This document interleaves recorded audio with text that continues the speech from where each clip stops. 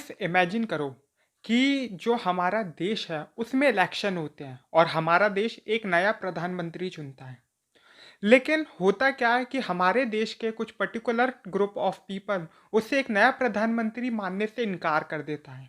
वो सड़कों पे उतर आता है, रैलियां निकालता है, तिरंगे लेकर आ जाता है और धीरे धीरे राजपथ पे आ जाता है। उसके बाद वो संसद के अंदर घुस जाता है और तोड़फोड़ करता है कि हम इस प्रधानमंत्री को प्रधानमंत्री मानते ही नहीं है।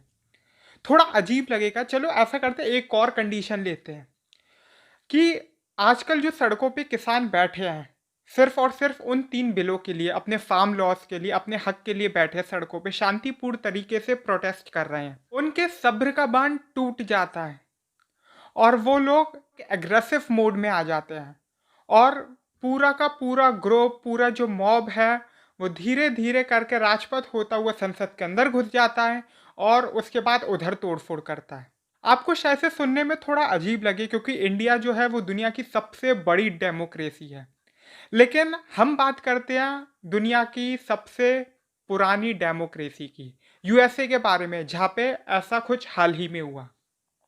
यूएसए जो कि एक सुपर पावर भी है, जो दूसरे देशों में घुस के आतंकवादियों को मार देता है, बड़े बड़े ओहदे पे बैठे मिलिट्री जनरल्स तक को मार देता है दूसरे देश में घुस के, लेकिन वो अपने ही कैपिटल हिल को नहीं बचा पाया, अपनी ही राजधानी को नहीं बचा पाया। कि कैसे उधर की भीड़ बेकाबू हो गई और जो पुलिस वाले थे उन्हें रोकने की जगह उन्हें सपोर्ट करते हुए नजर आए। बात करते हैं यूएसए के सबसे पहले इलेक्शन की। यूएसए के इलेक्शन के बारे में हम बात नहीं करेंगे क्योंकि यूएसए के इलेक्शन के बारे में कि उधर इलेक्शन कैसे होता है, वोटिंग कैसे होती है, हम लोग कैसे प्रेसिडेंट चुनते हैं, हम लोग नहीं वो लोग, ये सब मैंने आपको कुछ पहले कई वीडियोस में बता चुका हूं और ये भी बताया था एक वीडियो में कि ट्रंप क्यों हारा। ऐसे हो या इंडिया हो, मैंने आपको इन वीडियोस में ये भी क्लियर किया था कि कहीं पे भी हम डायरेक्टली अपना प्रधानमंत्री, हमारा राष्ट्रपति कि या कोई भी हेड ऑफ अ स्टेट नहीं चुनते हैं। हम लोग सिर्फ कुछ मेंबर्स को चुनते हैं, वो मेंबर्स हमारे हेड ऑफ द स्टेट को चुनते हैं, दोनों ही देशों में। कि जब इलेक्शन में काउंटिंग चल रही थी, हम पहले आगे चल रहे थे, लेकिन ट्रंप को जब ये प्रेडिक्शन हो गया कि अब वो पीछे होते जा रहे हैं, तो इन्होंने कई सारे गलत आरोप बोलना शुरू कर दिया कि आज नहीं पता ये बैलेट बॉक्सेस कहाँ से आ गए। इधर डिफरेंट डिफरेंट जगहों की वो वीडियोस, फेक वीडियोस पोस्ट करने लगे कि ये बैलेट बॉक्स पता नहीं किस कबाड़ से उठा के ले आए और इनके भी वोट गिने जा रहे हैं। और उन्होंने ये तक ट्वीट किए थे कई बार कि if you count the legal vote I easily win the election. हुआ ये रीट्वीट हुआ that I win the election, I am winning the election, we almost win, different different चीज़ें। और इवन उन्होंने 4 स्टेट्स तक पे आरोप लगा दिए थे कि मैं इन स्टेट्स में जीता हूँ या फिर वो किसी स्टेट को सू कर देगा। ऐसे के साथ साथ पूरी दुनिया ने भी बाइडन को एक नया राष्ट्रपति के रूप में देखना स्टार्ट कर दिया। हालांकि इस डिस्प्यूट की वजह से कुछ देशों ने कहा कि जब तक उन्हें लीगल नोटिस नहीं मिलेगा, स्टेटमेंट नहीं मिलेगा, वो तब तक मान नहीं सकते। खैर, उसे हम साइड में रखते हैं।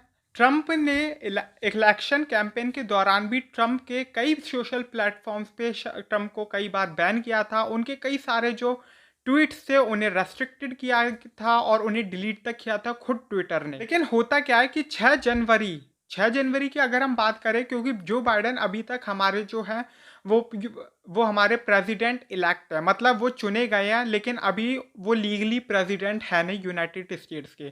तो 6 जनवरी को ये डिसाइड किया जाता है कि वोट काउंट, मतलब एक तरीके से आपको अपना बहुमत साबित करना पड़ेगा। अगर मैं आम भाषा, इंडियन भाषा में आपको समझाऊं तो 6 जनवरी के दिन ये सब प्रोटेस्ट होता है। कुछ टाइम पहले, क्योंकि डोनाल्ड ट्रंप अब ये मान चुका था कि वो राष्ट्रपति नहीं बन सकता और लालच या मैं कहूँ सत्ता का लोभ, अडोल्फ हिटलर ने एक बात बोली थी कि जिस झूठ को जितनी तेज आवाज में और जितनी बार बोलोगे वो उतना ही सच लगने लगेगा।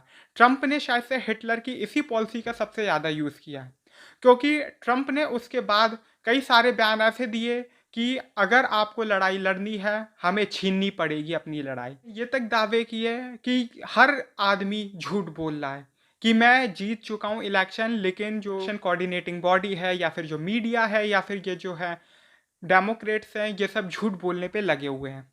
जिसके बाद जो ट्रंप के सपोर्टर थे, डाई हार्ट सपोर्टर्स, उन्हें लगने लगा कि ये बंदा सच बोल रहा है, क्योंकि जो चीज़ सबसे कम सच लगती है अगर उसी चीज़ को कई बार दोहराया जाए तो वो ही सबसे ज़्यादा सच्ची भी लगने लगेगी। और ट्रंप ने इसी चीज़ का फ़ायदा उठाया। जो सपोर्टर्स थे वो पागल होने लगे और एक मॉब आने लगा और सबसे बड़ी बात ये थी कि जो मॉब था वो नेशनलिस्ट बोलने लगा, अपने आप को राष्ट्रवाद बोलने लगा, यूएसए के झंडे लेकर आ गया, कैपिटल हिल पे चढ़ गया, कैपिटल हिल में घुसने लगा, मतलब वो दीवार फाड़ने लगे, कुछ लोग डायरेक्टली रास्ते से जाने लगे, तोड़फोड़ करने लगे, और इवन बहुत से पुलिस वाले ऐसे देखने को मिले, उन्हें कोई मतलब ही नहीं था, मतलब जो प्रोटेस्ट हो रहा होने दो, उन्हें कोई मतलब नहीं, वो बल्कि इन प्रोटेस्टर को सपोर्ट कर रहे थे।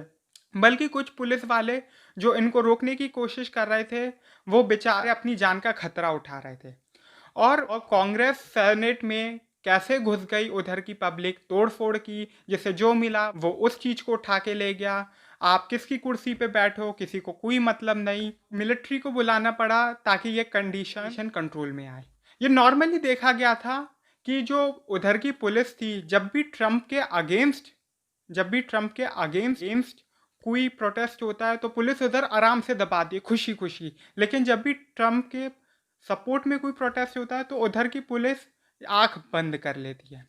इसका कंपैरिजन आप दिल्ली पुलिस से भी कर सकते हो कि कैसे जब जेएनयू में गुंडे घुस गए थे तब दिल्ली पुलिस का क्या रोल था, या फिर जब दिल्ली पुलिस के सामने ही एक आदमी आके खुलेआम गोली चलाता है तब दिल्ली पुलिस का क्या रोल था। ऐसा एक बार नहीं कई बार किया है, क्योंकि आप भी जानते हो दिल्ली पुलिस किसके कंट्रोल में नहीं बल्कि किसके कंट्रोल में आती है। प्रोटेस्ट को ज़्यादा वायलेंट होने लगा तो एंड में डोनाल्ड ट्रंप ने ये कहा कि आप सब घर जाइए और वी लव यू, और उनका मतलब इनडायरेक्टली वो ये, डायरेक्टली भले वो ये बोल रहे हो कि अब आप सब घर चाहिए, लेकिन वो इनडायरेक्टली थैंक्स भी दे रहे थे कि हमने अच्छा काम किया, अपने सपोर्टर्स को वो थैंक्स कर रहे थे। इसके बाद डोनाल्ड ट्रंप को ट्विटर, फेसबुक और इंस्टाग्राम से हम पे तुरंत ब्लॉक कर दिया गया था कुछ टाइम के लिए। लेकिन जो सबसे बड़ी बात मुझे ये लगी फेसबुक कंपनी की, जिसके अंडर में फेसबुक, इंस्टाग्राम और व्हाट्सएप आते हैं, कि ये कंपनी ने डोनाल्ड ट्रंप को आज की डेट में ब्लॉक कर दिया।